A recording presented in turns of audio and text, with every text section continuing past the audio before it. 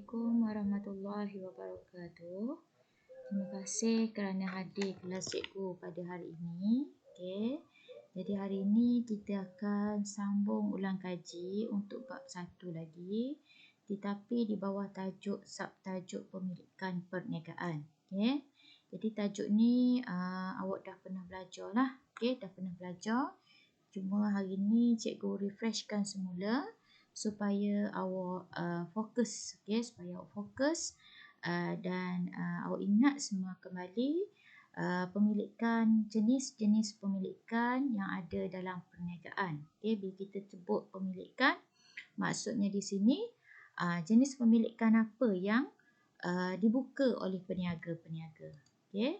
Okey, yang pertama kita tengok ni, okey, pemilikan perniagaan kita ada pemilikan tunggal, perkongsian, syarikat berhad, koperasi. Jadi kena ingatlah 4. Bila cikgu sebut pemilikan perniagaan, 4. Pemilikan tunggal, perkongsian, syarikat berhad, koperasi. Okey, sepatutnya dah ingat. Okey, sepatutnya sudah ingat. Jadi boleh buat formula TPBK. Mana-manalah wujudkan formula TPBK. Okey. Tunggal, perkongsian, berhad, koperasi. Okey, sekarang kita tengok milikkan tunggal. Apa dia milikkan tunggal?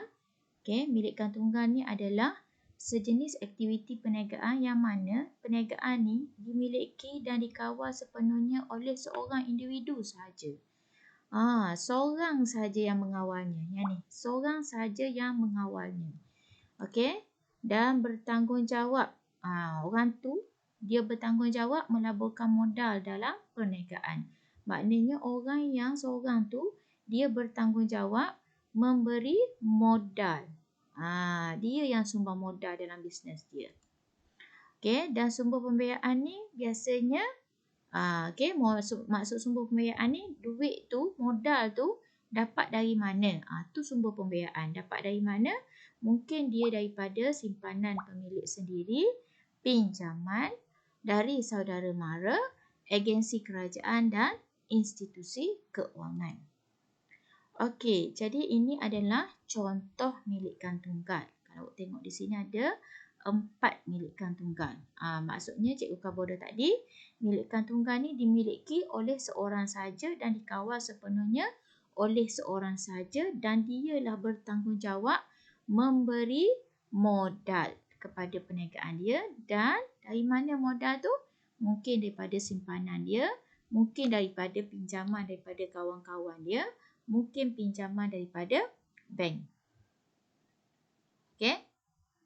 Okey. Jadi keuntungan yang diperolehi akan dikenakan cukai pendapatan. Maksudnya di sini keuntungan dia dapat tu, keuntungan peniaga dapat tu, dia akan dikenakan cukai. Okey? Tengok ni. Ni semua KT Auto Spare, kedai kek. Kalau awak tengoklah. Okey, klinik pergian, kedai runcit. Yang warna kuning ni kedai runcit. Okey? Ni semuanya adalah contoh-contoh milikkan tunggal. Okey, seterusnya yang ni yang ni biasa ditanya dalam peperiksaan SPM. Okey, cara mendaftar milikkan tunggal. Cara mendaftar milikkan tunggal. Okey, kita ada, kalau tengok di sini dia ada error ni. Tapi dalam peperiksaan, carta ni awak kena tukar kepada fakta. Fakta 1, mengisi borang carian nama. Fakta 2, mengisi borang A. Fakta 3, lepas isi borang A dah, kita hantar kepada SSM. Okey, cikgu ulang sekali lagi. Ini adalah cara mendaftar milikkan tunggal. Daftar milikkan tunggal dengan milikkan perkongsian adalah sama cara dia. Okay? Yang pertama sekali, awak kena dapatkan borang carian nama daripada SSM. Okey, borang carian nama ni apa? Borang carian nama ni untuk awak isi nama-nama syarikat awak dululah. Biasanya borang carian nama ni ada 3. Ada 3 yang kita kena beri nama. 3 nama. Kena beri 3 nama pada SSM. Kenapa 3 nama? sebab dia nak cari dalam data dia nama mana yang tidak ada lagi pengguna guna. Tidak ada lagi peniaga guna. Nama yang tidak ada orang guna tu dia proses dan awak boleh guna nama tu. Okey, lepas dapat nama tu awak isi borang carian borang A. Borang A ni adalah maklumat perniagaan awak dan maklumat perniagaan awak dan maklumat diri awak sendiri. Kalau awak buka perkongsian, borang A ni maklumat perniagaan awak dan maklumat rakan kongsi dan maklumat awak sendiri. Lepas isi dah borang A, pergilah SSM, hantar borang tu kepada Suruhanjaya Syarikat Malaysia, SSM. Kalau kat Terengganu ni, SSM dekat mana? Bangunan Yayasan Terengganu tu. Dekat dengan Balai Polis Terengganu. Okey, pergi SSM, lepas tu awak buatlah bayaran fee. Okey, bayaran untuk buka perniagaan. Kalau awak buka nama awak sendiri, RM30. Tapi kalau awak guna nama track, RM60. Track ni adalah biasa tengok tak di signboard. Trading. Tu track. Okey, lepas dah bayar dah, pilih salah satu ni. Bukan semua awak bayar 30-60 ni. Salah satu. Sama ada awak bayar 30 atau awak bayar 60. Kemudian, bila dah awak jelaskan bayaran tu, barulah awak dapat borang D. Ni bukan orang ni, borang D. Okey, borang D atau kita panggil CJ Perakuan Pendaftaran Perniagaan. Dapat borang D ni maknanya kita dah boleh berniaga. Okey, kita dah boleh berniaga. Okey, jadi nanti cikgu akan tunjukkan mana borang A, mana borang carian nama, mana dia borang D. Okey. Okey, ni cara mendaftar. Okey, lepas dah daftar belaka, awak akan dapat lesen daripada PBT. Lesen PBT ni lain pula. Maknanya siapa yang keluar? Majlis Bandaraya. Kalau kita Kuala Nerus, Majlis Bandaraya Kuala Nerus. Jadi ingat ni, pendaftaran milikkan tunggal atau perkongsian dia ada dua. Yang pertama mendaftar dengan perniagaan, pendaftar perniagaan. Yang kedua mendapatkan lesen daripada PBT. Tetapi yang biasa ditanya ada dalam peperiksaan SPM ialah proses mendaftar dengan SSM. Proses mendaftar milikkan tunggal dan milikkan perkongsian. Yang warna purple ni kita tukar kepada fakta. Okey, seterusnya kita tengok kelebihan dan kelemahan milikkan tunggal. Okey, kita tengok. Yang pertama, kelebihan dia. Biasanya kelebihan kelemahan ni dia duduk dalam teknik A, iaitu kita beri fakta sahaja. Okey. Okey, kelebihan yang pertama, kenapa kita nak buka milikkan tunggal? Kita tahu dah milikkan tunggal ni kita seorang saja. Kita yang urus, kita yang beri modal. Kenapa kita yang nak buka sangat milikkan tunggal? Yang pertama sebab mudah ditubuhkan. Yang kedua tidak banyak syarat. Yang ketiga memerlukan modal kecil. Yang keempat mudah diuruskan kerana saiz dia kecil. Kecil je milikkan tunggal ni, jadi mudahlah nak urus. Okey, bebas mengurus perniagaan. Maksud bebas mengurus perniagaan ni ialah awak boleh nak urus macam mana perniagaan awak. Okey, lepas tu keputusan dibuat oleh pemilik. Pemilik yang buat keputusan sendiri. Beban cukai rendah. Pemilik hanya perlu membayar cukai individu. Okey. Okey, untuk kekurangan, apa dia kekurangan jika awak buka seorang diri ni? Yang pertama diuruskan secara berseorangan. Tak ada orang tolong lah sebab awak seorang diri. Sukar untuk berkembang kerana modal awak kecil. Okey. Yang ketiga, beban kerja semua ditanggung oleh pemilik. Yang keempat, perniagaan tidak berterusan. Perniagaan tidak berterusan ni maksudnya kalau awak meninggal dunia ke, awak tak mampu berniaga dah ke, tidak ada orang menggantikan. Jadi awak kena tutup perniagaan tu. Okey, beban C ni beban kerja ditanggung oleh pemilik. Maknanya beban kerja ni semuanya ditanggung oleh awak semua. Tak boleh berkongsi. Risiko E, risiko perniagaan ditutup jika pemilik meninggal dunia. Macam cikgu cover tadi lah. Kalau awak meninggal dunia, tidak ada waris untuk meneruskan legasi itu. Okey. Sebab milikkan tunggal ni bila mati kena tutup. Walaupun ada orang nak sambung, dia tak boleh, kena tutup. Dan kalau orang lain nak buka, kena nama orang lain pula. Okey, sukar berkongsi kepakaran, pemilik menanggung liability tidak terhad. Masuk liability tidak terhad ni, menanggung hutang yang tidak terhad. Menanggung hutang yang tidak terhad, kalau kita baca tidak terhad, maksudnya bila awak buat pinjaman bank, lepas tu awak katakan awak tak dapat bayar bayaran pinjaman tu. Jadi bank akan tengok awak liability terhad ke tidak terhad. Oh, dia ni liability tidak terhad. Jadi macam mana? Okey, maksudnya bank akan lelong semua harta awak, harta peribadi awak dan harta syarikat. Itu tidak terhad. Sebab tu kita panggil tidak terhad. Tidak terhad ni semua harta akan dilelong. Kalau terhad, harta syarikat saja akan dilelong. Harta peribadi awak tidak akan diusik oleh bank. Maknanya harta peribadi kalau tidak terhad, harta peribadi, harta syarikat semuanya akan diambil oleh bank sebagai penjelasan untuk hutang awak. Sebab awak dah nak bayar hutang dah kan? Tak ada duit. Jadi bank akan ambil semua harta awak. Harta sendiri dan harta syarikat. Okey, cikgu harap awak fahamlah. Jadi kelebihan ni cikgu nak ingat berapa? Kena ingat sekurang-kurangnya 6. Okey. Dan kekurangan kena ingat berapa? Sama juga. Sekurang-kurangnya 6. Okey. Okey, jadi ni adalah latihan PBD milikkan tunggal. Okey. Jadi tolong buatlah untuk hari ni. Kena cari 7 kata kunci. Tu sebab dia 7 markah. Ciri-ciri milikkan tunggal. Buat dan hantar hari ni. Okey, ni latihan milikkan tunggal lagi. 5 proses pendaftaran perniagaan.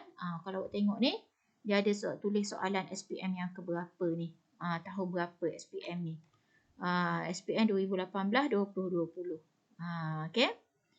Tulislah fakta 1, fakta 2, fakta 3, fakta 4, fakta 5.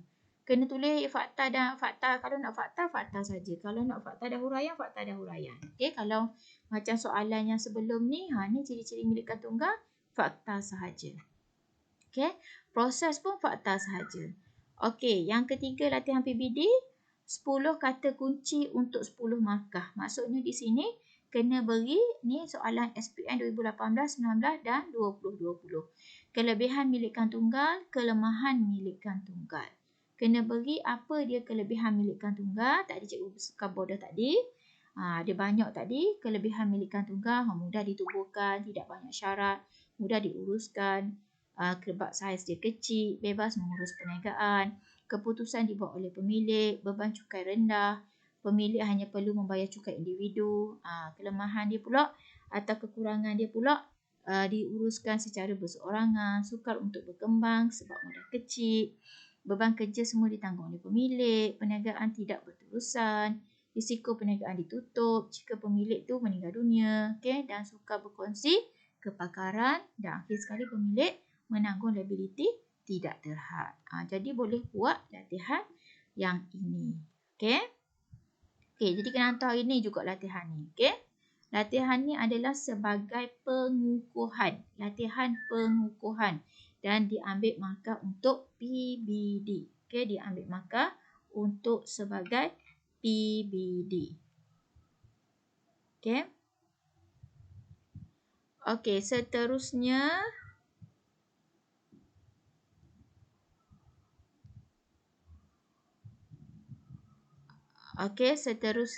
kita tengok milikkan perkongsian. Milikkan kedua adalah milikkan perkongsian. Okey, milikkan perkongsian ada contoh dia di sini. Tengok ni, 2 orang, Razik and Co. Klinik ni pun berkongsi. Poliklinik Dr. Azhar dan rakan-rakan. Awak kena tahulah perkongsian ni boleh lebih daripada 2 hingga tengok ciri-ciri. Nanti kita tengok terangkan balik. Okey. Okey, apa dia perkongsian? Perkongsian adalah kerjasama antara 2 atau lebih individu bagi menjalankan perniagaan.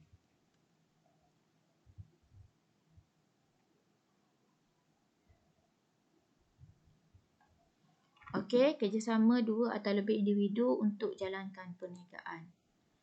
Okey, jadi setuju bergabung tenaga untuk menjalankan perniagaan berasaskan syarat yang dipersetujui bersama. Maksudnya di sini, orang yang nak buka perkongsian, dia sebenarnya setuju gabungkan tenaga-tenaga dia berasaskan kepada syarat yang telah mereka setuju. Baru dia buka perniagaan. Okey, dan boleh ditubuhkan secara lisan atau bertulis. Maksud cara lisan ni kita cakap.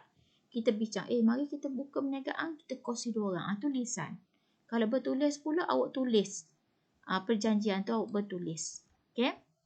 Okey, boleh berkongsi ilmu pengetahuan, kepakaran, kemahiran, pengalaman dan serta bebanan tugas. Okey. Okey, tugasan dapat diambil oleh rakan kongsi jika terdapat rakan kongsi yang sakit atau ingin cuti. Ni kelebihan perkongsian. Kalau kita ada rakan kongsi, kalau kita sakit, rakan kongsi akan ambil alih perniagaan sekejap. Dia akan bantu kita. Ada orang yang membantulah. Kalau kita sakit, kita nak cuti, ada orang. Tapi kalau milikkan tunggal tadi, kita seorang diri. Okey, ni adalah perjanjian perkongsian. Dalam perkongsian kita ada perjanjian perkongsian.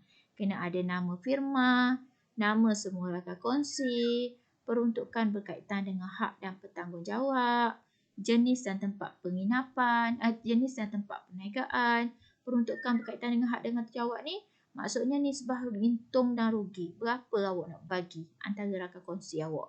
50-50 ke? Ataupun awak nak tengok siapa yang modal labur lebih, dia akan dapat nisbah tinggi untuk untung. Dan dia akan menanggung rugi yang banyak ataupun sedikit. Kena berbincang dengan rakan kongsi. Okay? Nisbah pembagian keuntungan dan kerugian cikgu terang dah.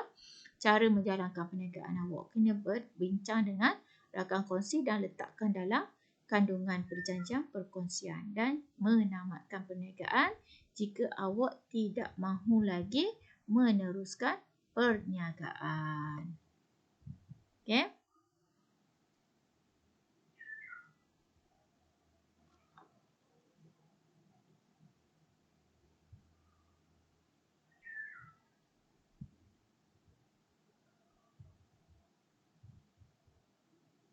Okey, seterusnya. Okey, seterusnya ciri-ciri perkongsian. Inilah. Perkongsian ni ciri-ciri dia yang pertama, kalau nak buka ahli awak mestilah 2, sekurang-kurangnya 2. Dan maksimum dia berapa? 20 orang. Ni untuk perkongsian biasa. Okey, dan yang kedua, kalau perkongsian profesional, contohnya peguam, accountant, dia nak buka syarikat, peguam nak buka syarikat, tapi nak bergabung dengan kawan dia. Accountant pun sama juga, nak buka syarikat, nak bergabung dengan kawan dia, boleh tapi tidak lebih daripada 50 orang. Yang berbezanya kalau perkongsian biasa 2 hingga 20 orang. Kalau profesional, peguam, doktor, accountant 50 orang. Tidak lebih daripada 50 orang. Dan dia mestilah tertakluk di bawah Akta Pendaftaran Perniagaan 1956. Okey, perkongsian. Jenis-jenis rakan kongsi. Ni jenis-jenis rakan kongsi. Kita ada 5 jenis rakan kongsi. Yang ni biasa keluar SPM ni. Yang pertama, siapa yang dipanggil sebagai rakan kongsi berhad? Rakan kongsi berhad ni adalah liability rakan kongsi ni adalah terhad. Cikgu kabur dah tadi. Kalau terhad maksudnya harta syarikat saja akan diambil untuk menjelaskan hutang. Okey, yang kedua, tidak ada kuasa mengurus. Yang ketiga, dibenarkan. Dia boleh memeriksa rekod dan akaun perniagaan. Okey. Okey, cikgu ulang sekali lagi, rakan kongsi berhad ni ciri-ciri dia yang pertama, liability dia adalah terhad. Maksudnya kerugian tu ditanggung ataupun terhad kepada jumlah modal yang dilaburkan sahaja. Okey, tiada kuasa untuk urus perniagaan dan dibenarkan memeriksa rekod perniagaan. Rakan kongsi lelap, apa dia rakan kongsi lelap? Menanggung liability tidak terhad. Yang pertama. Yang kedua, tidak aktif dalam pengurusan. Maksudnya dia tak mengurus perniagaan. Dan yang ketiga, fakta yang ketiga, dia menyumbang modal sahaja. Jadi dalam periksa lagi, awak boleh jawab panjang macam ni. Awak kena tulis fakta 1 apa, fakta 2 apa, fakta 3 apa. Macam cikgu sebut tadi. Okey. Contoh, rakan kongsi lelap, fakta 1 menanggung liability tidak terhad. Fakta 2 tidak aktif mengurus perniagaan. Fakta 3 menyumbangkan modal sahaja. Okey, untuk rakan kongsi biasa menanggung liability tidak terhad. Tidak terhad maksudnya rakan kongsi lelap dengan biasa ni tidak terhad. Maksudnya di sini harta dia, harta peribadi dan harta syarikat kedua-duanya akan diambil jika dia tidak dapat menjelaskan hutang. Okey. Rakan kongsi biasa fakta 1 menanggung liability terhad, liability tidak terhad, dan fakta yang kedua okey, berhak. Okey, bukan berhad ni, berhak boleh menguruskan perniagaan, boleh menguruskan perniagaan. Okey, rakan kongsi aktif. Okey, yang pertama fakta 1 menanggung liability tidak terhad, sama juga bila cikgu sebut tidak terhad, aset peribadi dan aset syarikat akan diambil untuk menjelaskan hutang. Fakta yang kedua, dia ni aktif dalam mengurus perniagaan. Dia yang mengurus perniagaan. Dan yang ketiga, dia lain sikit fakta yang ketiga. Dibayar gaji. Ada gaji. Maknanya orang lain dapat untung je. Tapi rakan kongsi aktif ni dia dapat untung dan dia diberi gaji. Okey? Okey, rakan kongsi nominal, namaan. Nama ni digunakan sebagai rakan kongsi tapi tidak mengeluarkan modal. Okey, fakta 1, nama sahaja digunakan sebagai rakan kongsi tetapi tidak mengeluarkan modal. Fakta yang kedua, perlu menanggung liability tidak terhad. Okey, jadi kesimpulan yang awak boleh buat di sini, rakan kongsi berhad saja dia terhad. Hak lain semuanya tidak terhad. Jadi, kalau awak nak hafal, awak kena tahu, nak hafal tentang liability, kena tahu gini je. Awak berhad je, berhad terhad, berhad terhad. Hak lain semuanya tidak terhad. Lepas tu hak lain awak kena tahulah. Rakan kongsi apa yang dibayar gaji? Rakan kongsi mana yang aktif? Rakan kongsi aktif. Rakan kongsi mana yang tidak menyumbang modal? Tidak menyumbang modal. Rakan kongsi mana yang menyumbang modal tapi tidak aktif dalam perniagaan? Rakan kongsi lelap. Okey? Okey, bilangan rakan kongsi. Okey, yang ni cikgu ulang balik. Okey, bilangan rakan kongsi yang pertama adalah perkongsian biasa 2 hingga 20 orang. Perkongsian berhad 2 hingga 50 orang. Perkongsian liability terhad PLT. Minimum dia adalah 2 orang dan tiada had bilangan maksimum rakan kongsi. Cikgu ulang balik. Rakan kongsi biasa ni ialah 2 hingga 20 orang. Rakan kongsi berhad ni profesional 2 hingga 50 orang. Rakan kongsi liability terhad PLT.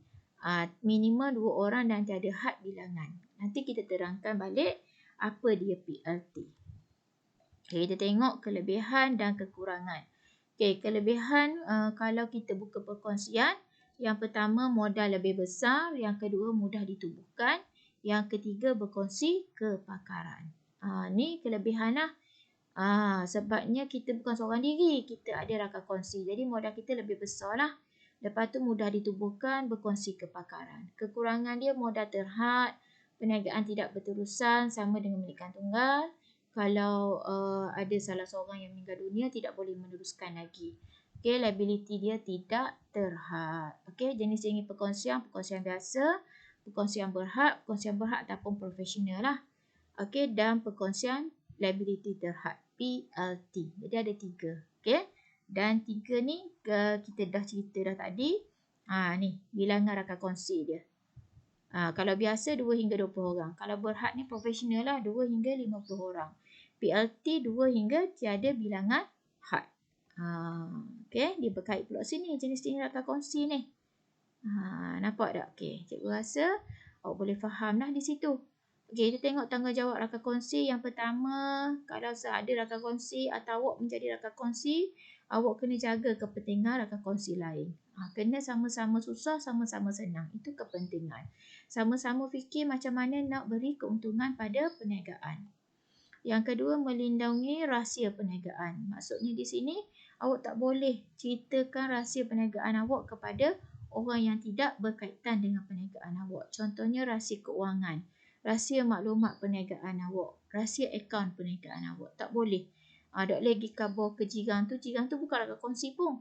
Awak jumpa dia, awak tahu tak perniagaan saya teruk sangat, rakan kongsi saya teruk sangat. Tak boleh. Itu maksudnya awak tidak melindungi rahsia. Jadi sebagai rakan kongsi, awak kena melindungi rahsia. Yang ketiga, mencari peluang dan sumber tambahan. Sentiasa cari peluang. Cari peluang macam mana nak kembangkan perniagaan. Cari peluang macam mana nak tingkatkan keuntungan. Cari peluang macam mana nak promosi. Cari peluang macam mana nak cari pelanggan-pelanggan. Cari peluang macam mana nak cari sumber tambahan. Sumber tambahan ni maksudnya macam mana nak cari modal tambahan. Macam mana nak cari pendapatan tambahan. Okey. Okey, yang keempat, memberi idea dan pendapat. Sentiasa memberi idea dan pendapat kepada rakan kongsi awak untuk selesaikan segala masalah yang timbul. Barulah tidak melibatkan perselisihan faham. Okey, jadi itu adalah penerangan cikgu tentang milikkan perkongsian. Jadi sekarang awak kena buat latihan milikkan perkongsian. Okey, kita tengok di sini dia beri ciri-ciri perkongsian biasa. 7 kata kunci, 7 markah. Maknanya kena beri 7 fakta. Okey, yang kedua, jenis-jenis rakan kongsi. Ni soalan SPM 2018. Dia nak jenis rakan kongsi je ni. Tetapi cikgu nak juga awak tulis dalam kotak ni jenis rakan kongsi lelap. Tapi tepi ni awak tarik balik, awak terang balik. Apa dia rakan kongsi lelap? Hak ni pun sama juga. Kena ada fakta dan huraian untuk jenis rakan kongsi. Okey, kelebihan perkongsian cikgu cover dah tadi. Kelemahan perkongsian pun cikgu dah ceritakan tadi. Okey, ini soalan 2018 dan 2020. Okey, SPM. Okey, jadi 6 kata kunci untuk 6 markah. Okey. Okey, PLT. Apa dia PLT? Awak tengok ni.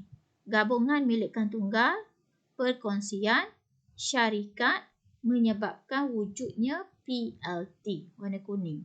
Maknanya PLT ni dia boleh gabung milikkan tunggal dengan perkongsian atau perkongsian dengan syarikat.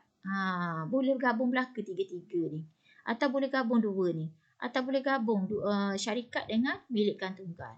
Membentuk PLT. Bukan maksud cikgu gabung tiga-tiga ni. Mana-mana awak boleh gabung. Awak katakan milikkan tunggal, awak nak gabung dengan syarikat. Jadi PLT. Awak katakan nak gabung perkongsian dengan syarikat. Jadi PLT. Katakan awak gabung tiga-tiga. Jadi PLT. Okey. Tu adalah PLT. Okey, kita tengok di sini. Cikgu tulis di sini. PLT adalah fleksibel dan mudah didaftarkan. Tiada pembaharuan pendaftaran. Tiada keluaran saham. Maknanya tak ada saham. Minimum 2 rakan kongsi dan tiada had maksimum. Rakan kongsi kena ada sekurang-kurangnya 2 dan dia tidak ada had. Tiada keperluan formal untuk mesyuarat agung. Maknanya bila buka PLT tidak perlu ada mesyuarat agung. Dan akhir sekali liability ditanggung sepenuhnya oleh PLT. Maknanya liability tu ditanggung oleh PLT. Okey, apa dia PLT? Gabungan satu bentuk perniagaan alternatif yang menggabungkan ciri-ciri perkongsian dengan syarikat sendian berhad. Maknanya yang banyaknya berlaku adalah perkongsian dengan syarikat sendian berhad. Okey. Ciri-ciri dia adalah entiti berasingan. Yang ni biasa keluar SPM. Yang pertama, ciri-ciri PLT. Kalau dia kata nyatakan ciri-ciri PLT, yang pertama entiti berasingan. Yang kedua, liability terhad. Yang ketiga, hayat berterusan. Okey, kelebihan kepada pemilik. Yang pertama, entiti berasingan. Yang kedua, fleksibel. Dan yang ketiga, liability terhad. Cikgu terang dah tadi, apa dia liability terhad, apa dia liability tidak terhad. Jadi kalau kita buka PLT, kelebihan kita menanggung liability Terhad. Dan akhir sekali jimat kos. Ni latihan PLT. Ni latihan PLT. Ciri-ciri PLT. Ni ada 3 fakta dan 3 huraian. 6 markah. Maknanya dalam kotak kecil ni awak buat fakta. Dalam kotak besar bawah dia awak buat huraian. Okey? Jadi itu saja anak-anak untuk penerangan cikgu sesi ulang kaji pada hari ini untuk milikkan tunggal dan milikkan perkongsian. Cikgu harap anak-anak faham tajuk yang telah diterangkan, milikkan tunggal dan milikkan perkongsian. Ini hanya ulang kaji. Jadi tolong buat latihan-latihan pengukuhan yang cikgu berikan hari ini, latihan PBD, dan tolong hantar segera sebelum tamat kelas hari ini. Okey, terima kasih anak-anak. Cikgu doakan anak-anak menjadi anak-anak yang cemerlang dunia akhirat, menjadi anak yang soleh dan soleha, mendapat straight A+ SPM dan A+ subjek perniagaan. Terima kasih anak-anak. Jumpa lagi. Assalamualaikum warahmatullahi wabarakatuh.